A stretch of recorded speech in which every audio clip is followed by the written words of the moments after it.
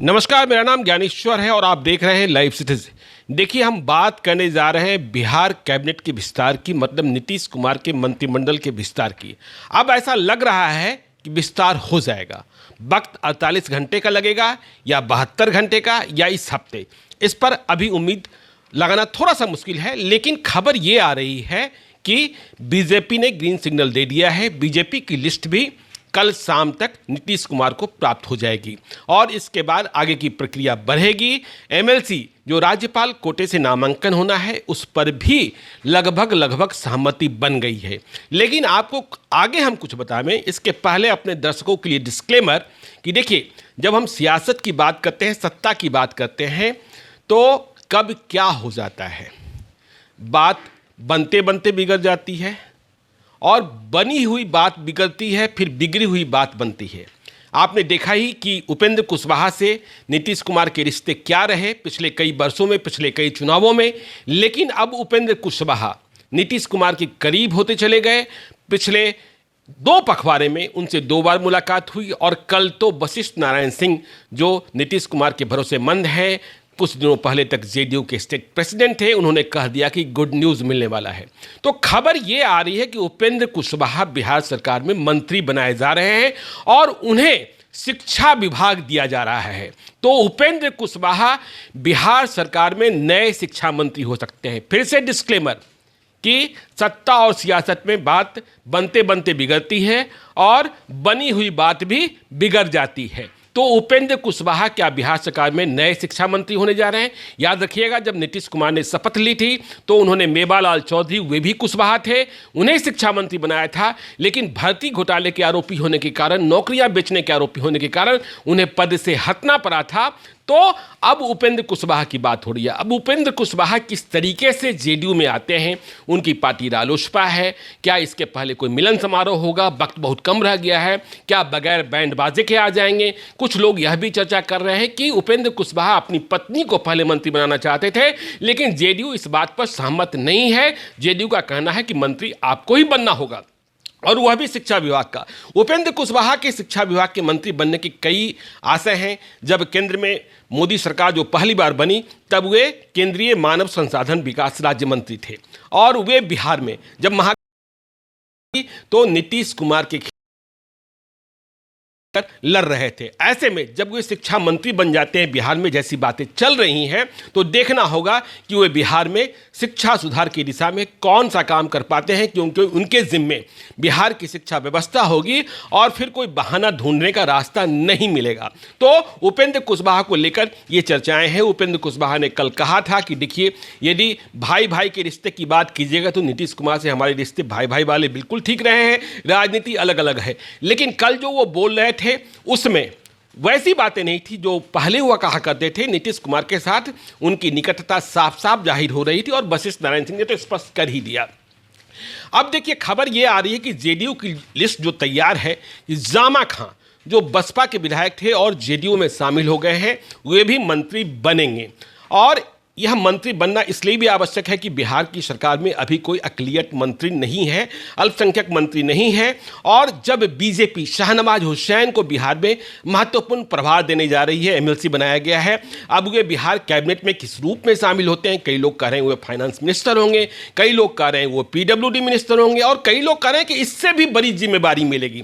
क्योंकि देखिए, शाहनवाज हुसैन के साथ एक मसला यह भी है कि आगे बंगाल का चुनाव है और बंगाल में मुसलमान वोटर्स काफ़ी महत्व रखते हैं। ऐसे में बीजेपी यह साइन देना चाहती है कि देखिए, हमने शाहनवाज हुसैन को बिहार में हिस्सेदारी दी, बिहार की सरकार में शामिल किया। ऐसा नहीं है कि हम मुसलमान विरोधी हैं। तो सवाल यह पैदा होता था कि जब बीजेपी शाहनवाज हुसैन को मंत्री बना रही है तो जेडीयू कैसे छोड़ देती? तो जेडीयू से जामा खान का मंत्री बनना तय है। इसी शर्त पर वे जेडीयू के साथ हुए हैं, बसपा छोड़ कर आए हैं, बसपा से इकलौते विधायक थे। अब रही बात सुमित सिंह, नरेंद्र सिंह के बेटे हैं, चकाई से निर्दलीय चुनाव जीते हैं। बिहार विधानसभा चुनाव 2020 में अकेले निर्दलीय चुनाव जीतने वाले रहे, वे भी मंत्री बनाए जा सकते हैं। यह बात चल रही है, यह बात करीब करीब तय है कि वे मंत्री बनेंगे। अब देखिए, लोजपा, चिराग पासवान की पार्टी लोजपा, रामविलास पासवान अब रहे नहीं, इसलिए चिराग पासवान की पार्टी लोजपा। और चिराग पासवान से रिश्ते कितने खट्टे हैं यह भी आपको पता है। चिराग पासवान का नाम सुनते ही जेडीयू के लोग झल्ला जाते हैं। और पिछले दिनों राजकुमार सिंह जो लोजपा के इकलौते विधायक हैं, मटिहानी से चुनाव जीते, मटिहानी में जेडीयू के दबंग उम्मीदवार बोगो सिंह को चुनाव हराकर जीते। तो राजकुमार सिंह ने भी पहले अशोक चौधरी से, फिर मुख्यमंत्री से भी मुलाकात हुई। जाति से भूमियार हैं, बेगूसराय वैसे भी भूमियारों का अखाड़ा है, तो देखना यह होगा, क्योंकि भूमियार एक मंत्री बनाए जाने की बात चल रही है, तो क्या ऐसे में राजकुमार सिंह भी चले आते हैं जदयू की ओर और बिहार सरकार में मंत्री बन जाते हैं? यह देखने वाली बात होगी। क्योंकि देखिए पहले कई नाम चलते रहे भूमियार कोटे से। शालिनी मिश्रा का नाम चलता रहा, कमला मिश्र मधुकर की बेटी हैं। कमला मिश्र मधुकर बहुत ही सम्मानित सांसद रहे, 4 दफे जीते वहाँ मोतिहारी से, और अब नहीं हैं। और अपने ज़माने के धुरंधर दिग्गज कम्युनिस्ट नेता रहे हैं। फिर नीरज कुमार का नाम चलता रहा, नीरज कुमार पिछले सरकार में मंत्री थे। अब ये देखना है, देखिए ब्राह्मण कोटे की बात हो रही है, ब्राह्मण कोटे से संजय झा मंत्री बनते हैं जेडीयू से, कि बीजेपी से नीतीश मिश्रा मंत्री बनते हैं।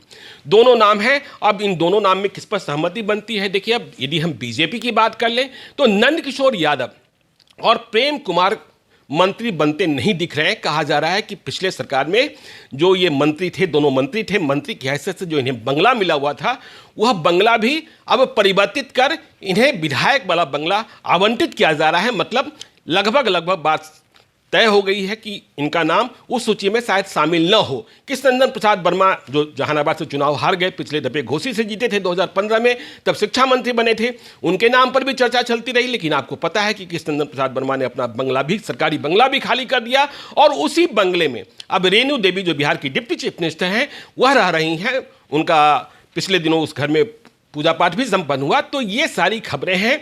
दिल्ली में आज बैठक हुई है और बीजेपी की बैठक हुई है, और बीजेपी की बैठक में लिस्ट पर, क्योंकि इसे लेकर कई तरीके के संशय, बाजार में कई तरीके की बातें, और यह भी खबरें चलने लगी थी कि देखिए रिश्तों में, जेडीयू और बीजेपी के रिश्तों में खटास है, मिठास नहीं है, और प्रेशर है, दोनों ओर से दबाव है। तो इस दबाव की राजनीति का हल, अब देखिए मंत्रिमंडल विस्तार होता है तो किसकी संख्या कितनी होगी। खबरें यह भी आ रही है कि कुछ सीटें जो मंत्रियों की तय संख्या है कि इससे अधिक मंत्री नहीं बनाए जा सकते हैं, उनमें से कुछ सीटें अभी खाली रखी जाएगी ताकि भविष्य की संभावनाओं पर ध्यान रखा जा सके। देखिए, यदि उपेंद्र कुशवाहा मंत्री बनते हैं तो वे भी अभी किसी सदन के सदस्य नहीं हैं, बिहार विधानसभा के सदस्य नहीं हैं, बिहार विधान परिषद के सदस्य नहीं हैं, तो उन्हें भी राज्यपाल कोटे से मनोनीत किया जाएगा। अशोक चौधरी मौजूदा मंत्री हैं जिनके पास 5-5 विभाग का महकमा है, उन्हें भी राज्यपाल कोटे से मनोनीत किया जाना है। मुकेश सहनी मुकेश सहनी निर्वाचित होकर विधान परिषद में पहुंच चुके हैं। तो ये सारे डेवलपमेंट हैं। तो मंत्रिमंडल का विस्तार, नीतीश कुमार के मंत्रिमंडल का विस्तार अब किसी भी पहर हो सकता है। दिल्ली से लिस्ट कल शाम तक नीतीश कुमार को मिल जाने की उम्मीद है। और आज की चर्चाओं में यदि दम रहा, यदि बात नहीं बिगड़ी, फिर से हम कह रहे हैं, बात बिगड़ने में और बिगड़ी हुई बात के बनने में सत्ता और सियासत में बहुत वक्त नहीं लगता है, तो उपेंद्र कुशवाहा बिहार के अगले शिक्षा मंत्री हो सकते हैं। तो आप देखते रहिए लाइव सिटीज को। यदि अब तक आपने हमारे यूट्यूब चैनल को सब्सक्राइब नहीं किया है तो जरूर कर लीजिएगा, और यदि इस वीडियो को आप फेसबुक के माध्यम से देख रहे हैं तो पेज को लाइक कीजिएगा, ट्विटर पर भी हमें फॉलो कीजिए। धन्यवाद।